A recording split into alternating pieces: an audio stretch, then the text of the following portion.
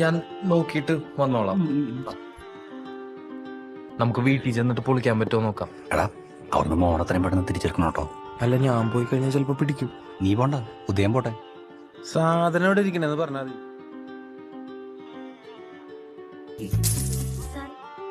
എടത് network switch ഇതാണ് modem. Antenna ഉണ്ടാ എടാ, രണ്ടും ഒരേപോലെ ഇരുന്നാറിനോട് ഞാൻ ഊരിയത്. എടത് ഊഴണ്ടല്ലോ, അവിടെ നെറ്റ് മൊത്തം പോവും. ഞാൻ കൊണ്ടുപോയി കുത്തിക്കോളാം. ചില്ലറ പൈസ അനീഷേ, അർജന്റ് പ്രശ്നമാണ് അനീഷ, നീ ഒന്ന് നോക്കടാ.